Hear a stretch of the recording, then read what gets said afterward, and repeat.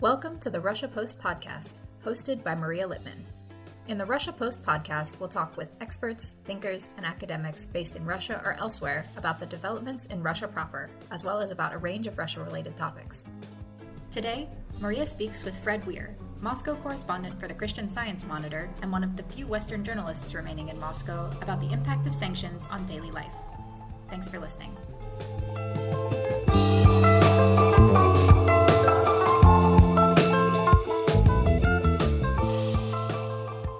Fred, thank you very much for joining me today.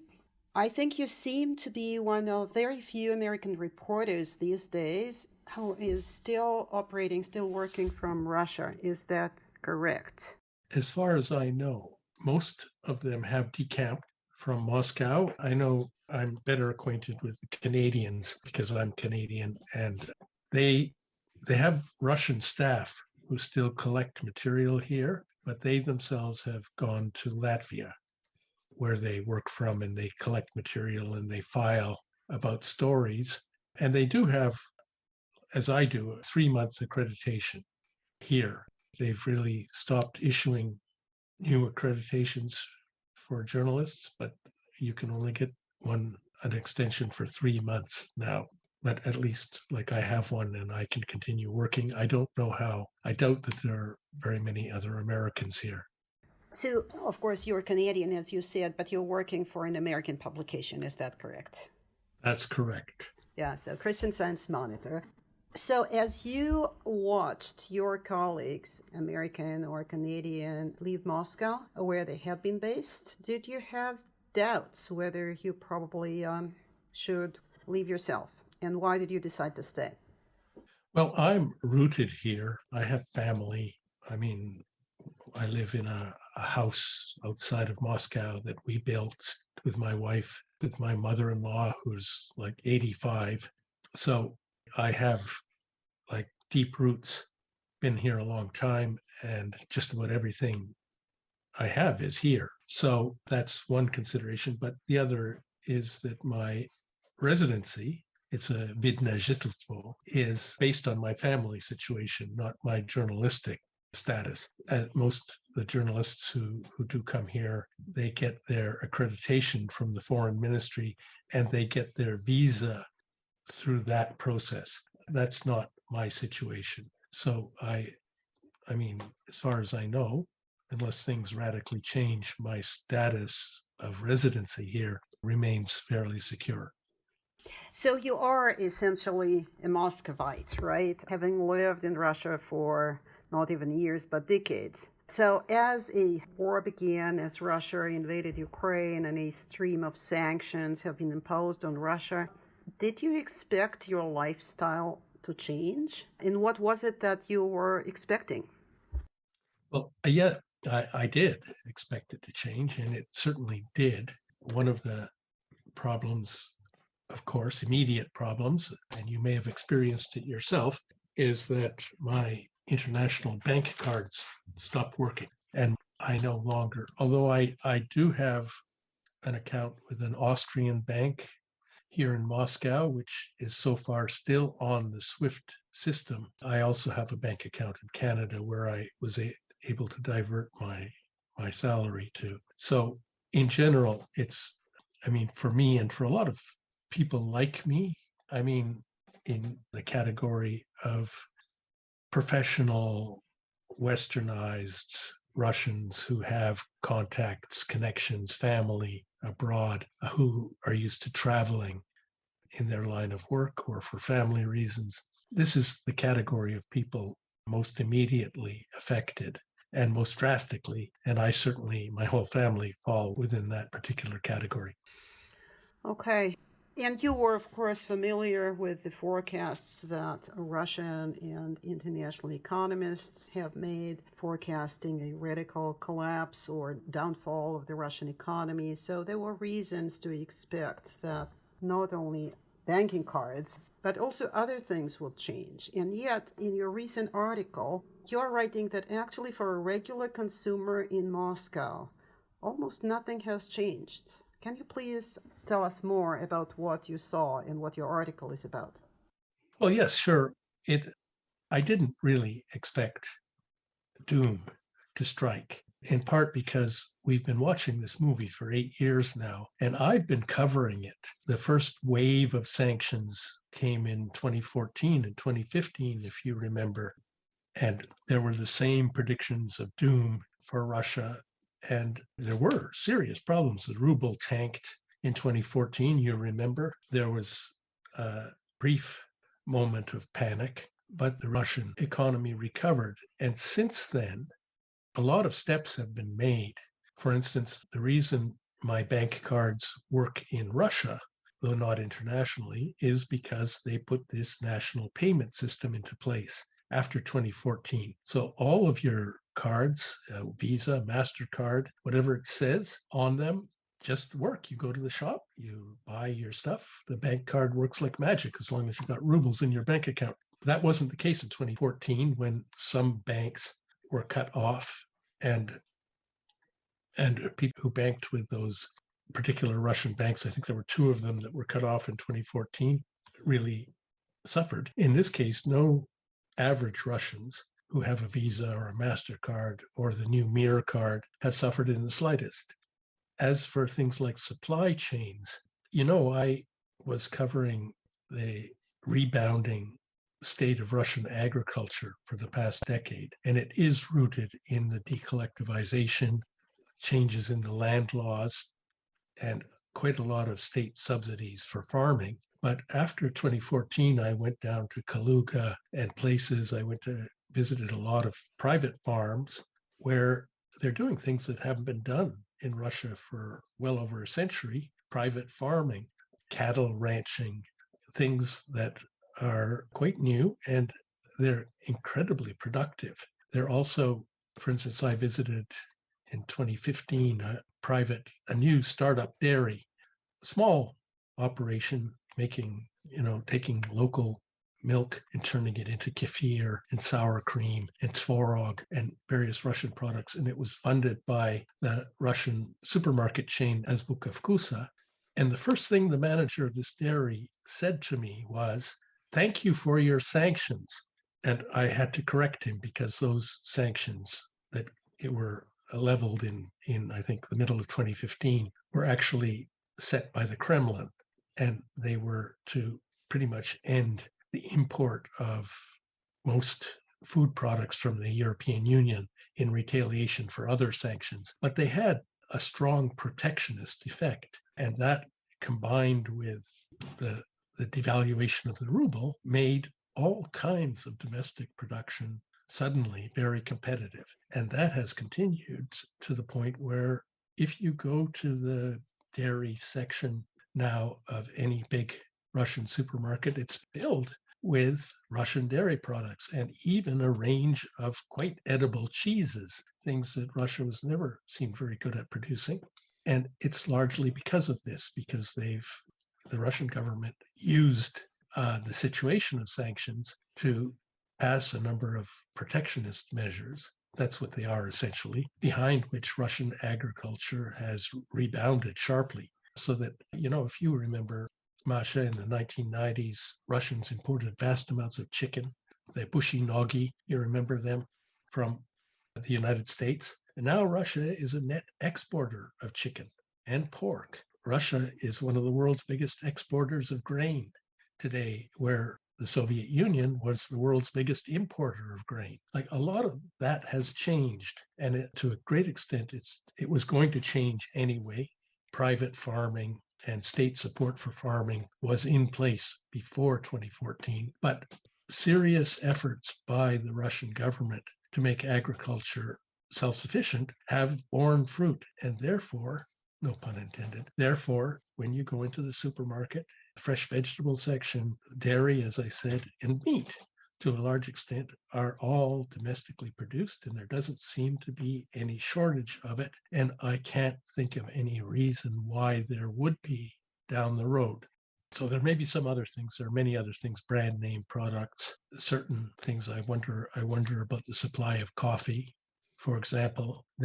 Probably we will start feeling it in time, but for basic foodstuffs, like which are what Russians look for, things like buckwheat, sugar, because a lot of Russian sugar comes from Cuba and Brazil, and those places aren't going to be joining the sanctions regime. So what else? Cabbage, carrots, macaroni, potatoes, things that Russians look for are there in good quantities. The prices haven't really risen. And I think that if people are expecting this situation to change, they're going to be no more right about it than they were in 2014. Interesting. But in your article, you describe how you wonder about this huge supermarket and actually nothing is missing. But you also mentioned foreign brands and not necessarily food itself, but restaurants such as McDonald's, of course, is gone. But what about others? I think you mentioned in the article that restaurants such as Burger King and Subway and maybe KFC, if I'm not mistaken, correct me if I'm wrong, that they were somehow still around. How is that? Actually, KFC, at least in my local shopping mall, it's Yevro Park in Krylatskoye, KFC and McDonald's in the food court closed.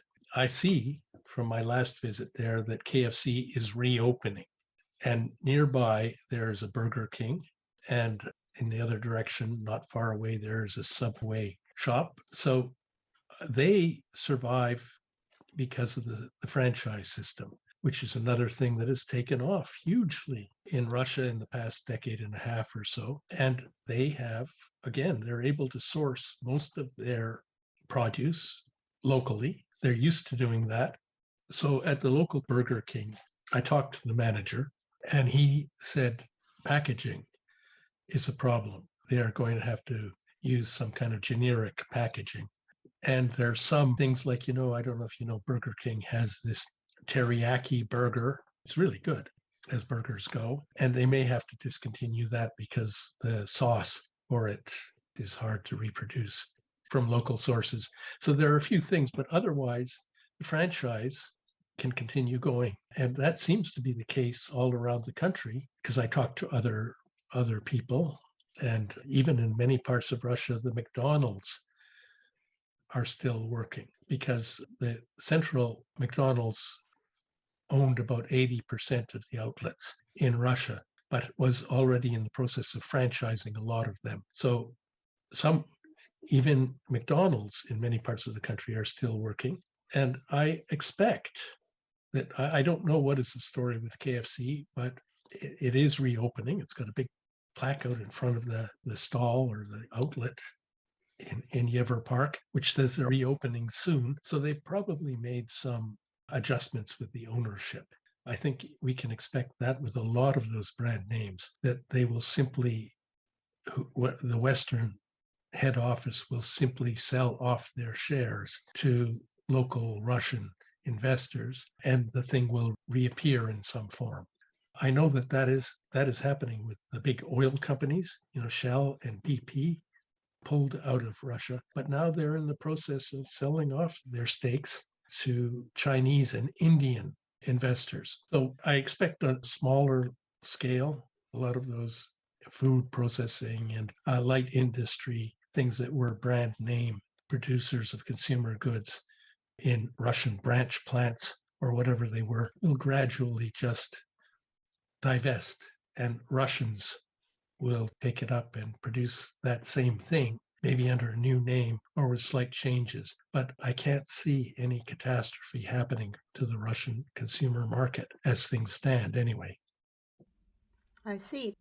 So you mentioned ownership and franchise, which actually is an important factor. But what about the logo? Are they allowed to use the Burger King logo as it looks, as it exists around the world, or Subway? Or are they actually kind of stealing it right now? Is it legal for them to use the Burger King logo?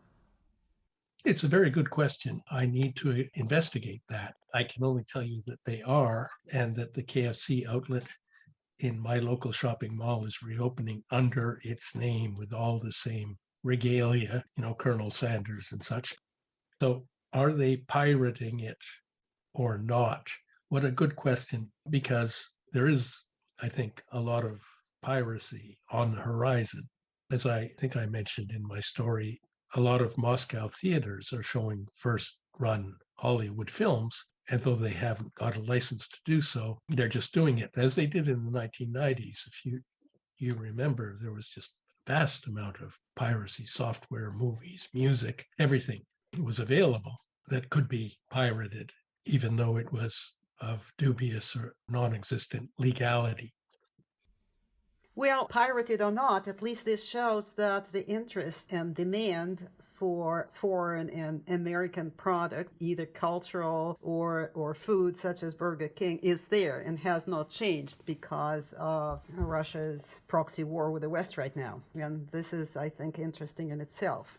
But I wanted to ask you, because we hear a lot about what is called intermediate imports. That is, a product can be domestically manufactured in Russia, but in fact it has a small detail, a small element, small part that has to be imported, and without it, that product cannot be manufactured. I'm sure you read, just like I did, about this phenomenon. And you certainly have spoken to the Russian economists who are forecasting a crash and are forecasting not only the downfall of the Russian economy, but also very specifically, they are talking about upcoming unemployment and inflation and other unpleasant economic phenomena. So do you think this is just simply too early for that? Or do you think that everyday consumption is a separate realm that will remain more or less intact?